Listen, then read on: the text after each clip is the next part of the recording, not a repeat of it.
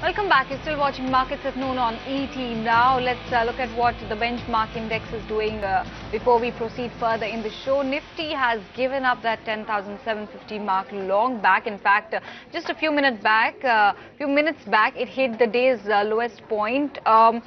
Trading at about 10,700. There's been a very mild recovery from that, but yes, pretty much in the red with a loss of 77 odd points. It's the metals pack which is leading this downfall from the front. Really, among the drags once again is Eicher Motor. There's Hindustan Petroleum once again for a consecutive session. It's down in trade by 2.5%. Indian Oil also is dragging 2.5% lower.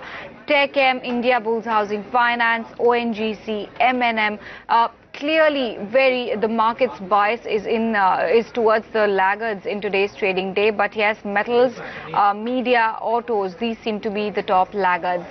Jayesh is joining us right now. Let's take it across to him to get a sense of how markets have actually been in election years over a longer period of time. Let's track the trajectory with him.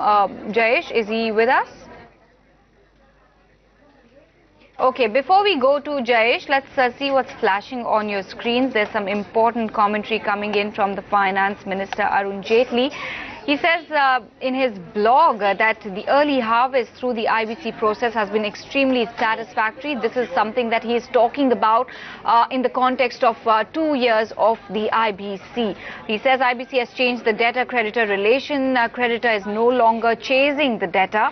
NCLT, according to him, has become a trusted forum of high credibility. The selection of new management also has been extremely transparent and an honest process. There's been no political or governmental interference in these cases.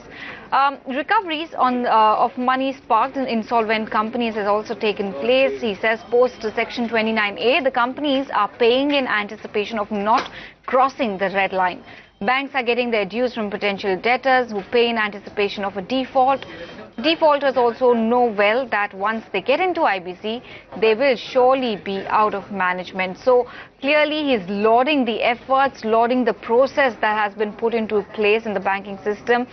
He also says debtors are paying at pre-admission stage to avoid being declared as insolvent. So clearly, Pankaj, he's talking about the impact that the process has generated, how NCLT has been critical and how now the debtors are the ones chasing the lenders.